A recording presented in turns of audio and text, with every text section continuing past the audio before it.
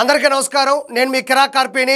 మీకు వైఎస్ఆర్సీపీలో ఉండేటువంటి క్యాబినెట్ మినిస్టర్లు కావచ్చు, ఎమ్మెల్యేలు కావచ్చు, వాళ్ళు ఉండేటువంటి నాయకులు ఎలాంటి అసమర్థమైనటువంటి పనులు చేసి అధికారాన్ని దుర్వినియోగం చేసి ఎన్ని వేల కోట్లు లూటీ చేశారని ఒకటి బయటకు వస్తూనే ఉంది కూటమి ప్రభుత్వం వచ్చిన తర్వాత సాక్ష్యాలతో కూడా.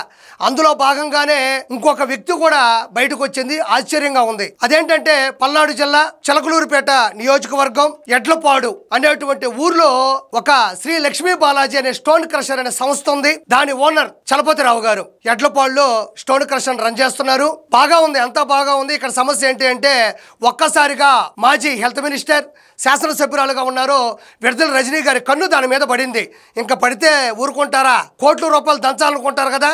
వెంటనే ఆవిడికి షాడో మంత్రి, షాడో ఎమ్మెల్యే అంటారు, ఆవిడ మరిది గోపిని మన చలపతిరావు గారి దగ్గర పంపించి నువ్వేం చేస్తావో తెలియదు, మా వదిన 5 కోట్ల రూపాయలు వసూలు చేసుకోరమ్మంది అని చెప్పేసి బ్లాక్మెయిల్ చేశారు. ఆయన ఆశ్చర్యపోయాడు. నేనేమి అవినీతి చేయట్లేదు, నేనేమి అక్రమం చేయట్లేదు, నా దగ్గర లైసెన్సులు ఉన్నాయి, నా దగ్గర అన్ని సర్టిఫికేట్లు ఉన్నాయి, నేను ఎందుకు ఇవ్వాలని అడిగాడు. అవన్నీ మాకు అనవసరం, మా వదిన చెప్పింది, నువ్వు ఇస్తావా ఇవ్వవా, ఇవ్వకపోతే ముయించి వేస్తాం, లేకపోతే లేపేస్తాం అన్నారు. ఆయన భయపడిపోయాడు. ఎందుకంటే మీకు తెలియదేం కాదు, తోటా చంద్రయ్య గారు, డ్రైవర్ సుబ్రహ్మణ్యము, మాస్కుల కోసం పోరాడి చనిపోయినటువంటి మన సుధాకర్ గారు, అదేవిధంగా అమర్నాథ్ గౌడ్ ఇలా విచక్షణారహితంగా పోరాడితే ఎదురుతిరిగితే ఎలా చంపేశారు, ఇవన్నీ తెలిసినటువంటి వ్యక్తి కదా. భయపడిపోయి ఏం చేశాడంటే నేనంత డబ్బులు కట్టలేను, మీ కాళ్ళు పట్టుకుంటాను, మీరు వెళ్ళిపోండి అన్నాడు. అయితే అది అన్న 6వ రోజే విజిలెన్స్ డీజీ అనుమతులు లేకుండా వెంటనే వచ్చి ఆ సంస్థ మీద పడి తనిఖీలు చేయడం ప్రారంభించారు. ఏం లేదు అక్కడ, కావాలనే యాక్టింగ్. వెంటనే తనిఖీలు చేయగానే ఏదో దొరికినట్టు ఆరోపణలు చేసి నీ మీద 50 కోట్ల రూపాయలు, ఎవరంటే RVEO regional vigilance and enforcement officer, అంటే విజిలెన్స్ డీజీ అనుమతులు లేకుండా ఈ RVEO ఇమీడియట్లీ అక్కడికి వచ్చేసి ధూమ్ధామ్ చేసి కొద్దిసేపు హడావిడి చేసి 50 కోట్ల రూపాయలు జరిమానా విధిస్తున్నామని చెప్పారు. అతనికి అర్థమైపోయింది, మనం డబ్బులు ఇవ్వకపోతే వీళ్ళు ఏమైనా చేసి మనల్ని చాలా నష్టపరుస్తారు అని భయపడి లాస్ట్కి సెటిల్మెంట్కి వచ్చాడు. ఎంతకు వచ్చాడు అంటే ఫైనల్గా 2,20,00,000 రూపాయలు ఇచ్చేటట్టు సెటిల్మెంట్కి వచ్చాడు. 2 కోట్ల రూపాయలు విడుదల రజనీకి, 10 లక్షల రూపాయలు షాడో ఎమ్మెల్యే మంత్రి అయినటువంటి మరిది గోపికి, 10 లక్షల రూపాయలు RVEO ఇందాక చెప్పాను కదా డీజీ, విజిలెన్స్ డీజీ అనుమతులు లేకుండా ఉన్నపలంగా వచ్చి హడావుడి చేసినటువంటి RVEO జాషువా, ఆయనకో 10 లక్షలు, 2,20,00,000 సెటిల్మెంట్కి డబ్బులు ఇవ్వడం జరిగింది. బిక్కుమంటూ శ్వాస ఆడకుండా భయపడుతూ ఇచ్చేశాడు. కానీ మనసులో ఉండిపోయింది అతనికి, నేనే తప్పు చేయలేదు కదా, ఈ సెటిల్మెంట్ ఏంటి అని. తర్వాత కూటమి ప్రభుత్వం వచ్చింది.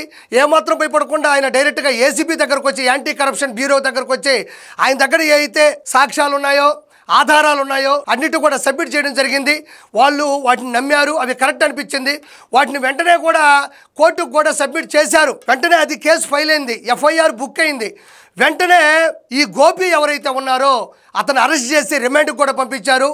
రిమాండ్ రిపోర్ట్లో కూడా అన్ని సాక్ష్యాలు కరెక్ట్గా ఉన్నాయి, 2,20,00,000 సంబంధించినటువంటి పూర్తి ఆధారాలు ఉన్నాయని కూడా అక్కడ రిమాండ్ రిపోర్ట్లో కూడా ఇవ్వడం కూడా జరిగింది. ముందుగా అరెస్ట్ అయిపోతాను భయపడినటువంటి విడుదల రజనీ మాత్రం ముందస్తు బెయిలు తెచ్చుకుందన్నమాట. అంటే ఇక్కడ మనం ఆలోచించాలి, ఇక్కడ ఓన్లీ ఒక్క చిలకలూరుపేట చలపతిరావు గారు మాత్రమే కాదు, ఎంతమంది సుబ్బారావులు ఉన్నారో, ఎంతమంది పుల్లారావులు ఉన్నారో, ఎంతమంది రావులు ఉన్నారో ఇప్పుడు తవ్వుతూ ఉంటే బయటకు వస్తూ ఉంది. ఇందులో భాగంగానే ఆవిడ PA రామకృష్ణ కూడా చాలా బాగా ఇందులో ఇన్వాల్వ్ అవ్వడం కూడా జరిగింది. అంటే ఆయన బాధ ఒక్కటే, నా తప్పులు లేవు, నేను సవ్య దిశలో వెళ్తున్నాను, నన్ను ఎందుకు ఇంత ఇబ్బంది పెట్టారని ఏసీబీని ఆయన ఆశ్రయించడం, వాళ్ళందరి మీద కూడా కేసులు ఫైల్ అవ్వడం కూడా జరిగింది. ఇక్కడ మనం ఆలోచించాల్సింది, విడుదల రజనీ హయాంలో ఆవిడ శాసనసభ్యురాలుగా ఉన్నప్పుడు, హెల్త్ మినిస్టర్గా ఉన్నప్పుడు చాలా దందాలు చేసింది. భూదందాలు, భూ కబ్జాలు, వైన్స్, మైన్స్, అదేవిధంగా మెడికల్ మాఫియా చేసింది, ఆక్రమణలు, అవినీతులు ఎన్నో కూడా చేసిందని కూడా చాలామంది ఆరోపిస్తూ ఉన్నారు. ఒక చలపతిరావు గారి విషయంలో మాత్రం ఇది ప్రూవ్ అయింది. ఇంకా చాలామంది ధైర్యం తెచ్చుకొని ముందుకు వస్తే మాత్రం ఖచ్చితంగా వాళ్ళందరి మీద కూడా ఇలాంటి చర్యలు తీసుకోవడం కూడా జరుగుతుందని నేను మనవి చేసుకుంటూ ఉన్నాను. అదేవిధంగా ఆవిడ, నేను ఒక BC మహిళను, కక్షపూరిత రాజకీయాలు చేయొద్దు, నా మీద ఎందుకంత వ్యతిరేకంగా ప్రవర్తిస్తున్నారు, నేను ఏ తప్పు చేయలేదు, నేను అమాయకురాల్ని అని చెప్పుకుంటూ ఉంది. కాబట్టి ఆవిడ ఈ విషయం మీద ఒక ట్వీట్ కూడా చేయడం జరిగింది ట్విట్టర్లో. అదేం చేసిందో ఒకసారి ఆ ట్వీట్ గురించి నేను చదువుతాను, ఒకసారి డిస్ప్లే అవుతుంది చూడండి. రజనీ విడుదల టిక్ మార్కు, మనోధైర్యాన్ని దెబ్బతీయాలనే కుట్రలు, వ్యక్తిత్వాన్ని హరించాలనే కుయుక్తులు. అమ్మో, మామూలు గ్రాంధికం కాదు ఇది. నాకు తెలిసి ఆ కుయుక్తులు అనే పదానికి అర్థం ఆవిడ కూడా తెలియకపోవచ్చు, ఎవరో రైటర్ రాశాడు. ఒక మహిళనైన నాపై అక్రమ కేసులు, విష ప్రచారాలే మీ లక్ష్యమైతే అలాంటి 100 కేసులను, 1000 ప్రచారాలను ఒంటి చేత్తో ఎదుర్కోవడానికి నేను సిద్ధం. నా ధైర్యం, నా నిజాయితీ, నా ధైర్యం, నేను నమ్మే సత్యం, ధర్మం. నేను ఎదురు చూస్తూ ఉంటా నిజం బయటపడ్డాక మీ ముఖాలు ఎలా ఉంటాయో చూడడానికి. ఎక్కడ డైరెక్ట్ ఆయన ఏసీబీకి చెప్పడం, ఆవిడ ముందస్తు బిల్లు తెచ్చుకోవడం, ఎవడైతే మరిదున్నాడో గోపిని కూడా అరెస్ట్ చేయడం, రిమాండ్కు పంపించడం కూడా జరిగింది. ఇవన్నీ విత్ ప్రూఫ్లతో సహా జరిగినా కూడా ఈవిడికి ఏమాత్రం అమాయకురాల్లా నటిస్తూ నేను బీసీ మహిళని, నా మీద ఎందుకు కక్షపూరిత రాజకీయాలు చేస్తున్నా అని చెప్పేసి డ్రామాలు ఆడుతుంది, యాక్టింగ్ చేస్తుంది. నేను ఒకటే చెప్తున్నా, గుర్తుపెట్టుకోండి, మరిది గోపి అయినా, విడుదల రజనీ అయినా, పిఏ రామకృష్ణ అయినా, ఎవరైనా చట్టం నుంచి తప్పించుకోలేరు. చట్టం ఎవరికి చట్టం కాదు. నేను ఇప్పుడు ఆర్కే రోజాని నన్ను క్షమించమని మనస్ఫూర్తిగా కోరుకుంటున్నా. ఎందుకంటే నువ్వే అడ్డదిడ్డంగా 3,000 కోట్ల రూపాయలు సంపాదించావు అనుకుంటున్నా. కాదమ్మా, నిన్ను దాటి వెళ్ళిపోయింది చిలకలూరుపేట విడుదల రజనీ.